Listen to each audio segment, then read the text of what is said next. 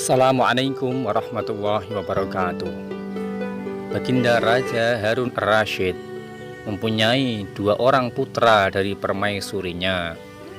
Putra pertama bernama Al-Amin dan putra yang kedua bernama Al-Makmun. Al-Makmin ternyata sangat bodoh dan pemalas, sedangkan Al-Makmun terkenal rajin dan pintar dalam ilmu sastra.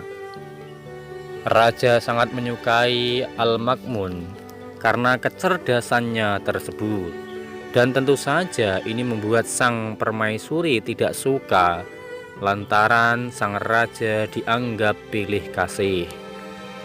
Padahal keduanya sama-sama putra raja. Wahai suamiku, kenapa engkau tidak begitu menyayangi Al-Amin? Tanya permaisuri Zubaidah. Karena ia tidak bisa membuat syair dan tidak kenal dengan ilmu sastra, jawab baginda raja. Wahai suamiku, sebenarnya kau salah. Jika engkau mau, Al-Amin akan menguasai ilmu sastra lebih pintar daripada saudaranya. Sebenarnya ia lebih cerdas. Ia hanya malas saja, kata permaisuri. Kalau begitu, biar besok aku panggil Abu Nawas untuk menguji syairnya, kata baginda raja. Pagi-pagi sekali Abu Nawas sudah muncul di istana, memenuhi panggilan sang permaisuri. Abu Nawas mencoba untuk mendengarkan karya syair yang dibuat oleh Al-Amin. Al-Amin lalu membacakan beberapa bait syair. Syairnya adalah sebagai berikut. Kami adalah keturunan Bani Abbas. Kami duduk di atas kursi. Mendengar syair tersebut, Abu Nawas hampir tidak kuat menahan tawanya. Bagaimana tidak? Karena itu sangatlah jelek dan sangat-sangat buruk. Bagaimana? Tanya Al-Amin kepada Abu Nawas untuk menanyakan karyanya. Abu Nawas menjawab dengan lucu dan lugu. Syair macam apa itu? Jawab Abu Nawas, hanya singkat saja. Al-Amin sangat marah sekali mendengar cemoohan dari Abu Nawas tersebut. Ia lalu menyuruh seorang prajurit istana untuk menangkap dan memasukkan Abu Nawas ke dalam penjara. Selama beberapa hari Abu Nawas tidak pernah muncul di istana karena berada di dalam penjara, sehingga Raja Harun Ar-Rasyid merasa rindu. Belakangan ini raja mendengar kabar bahwa ternyata Abu Nawas dimasukkan ke dalam penjara oleh putranya, yaitu Al-Amin. Raja kemudian mengajak putranya itu ke penjara untuk menjenguk Abu Nawas. Kenapa kamu memenjarakan Abu Nawas? Tanya baginda raja kepada Al-Amin sambil menceritakan apa yang terjadi. Yang sangat menyakitkan, ia telah berani mencemooh syair karyaku ayahanda, makanya dia kujebloskan ke dalam penjara. Tentu saja karena memang karya syairmu jelek.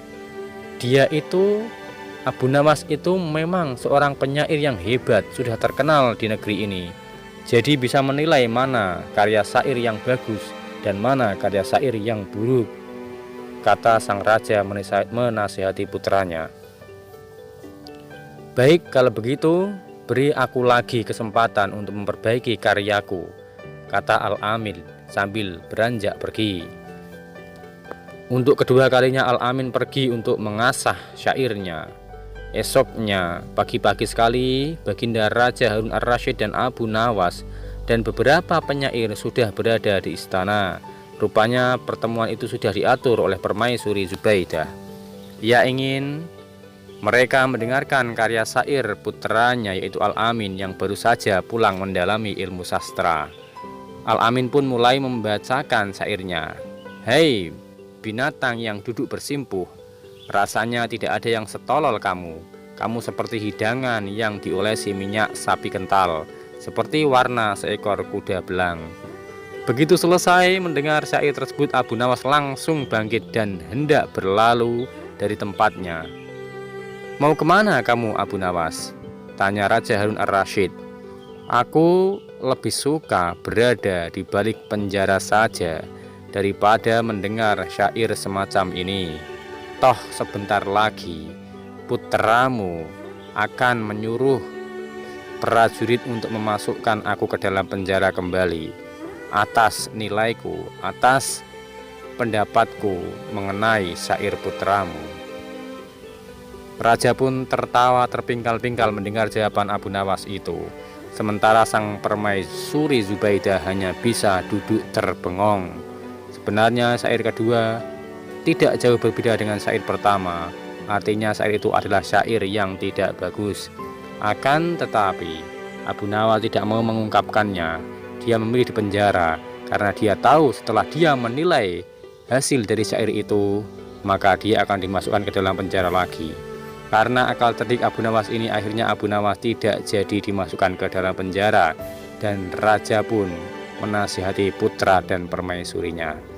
Hikmah dari kisah ini yang dapat diambil adalah: yang pertama, dimanapun berada, seorang yang pemalas pasti akan menjadi yang bodoh. Seorang yang pintar itu berasal dari kegigihannya dan ketulusan hatinya.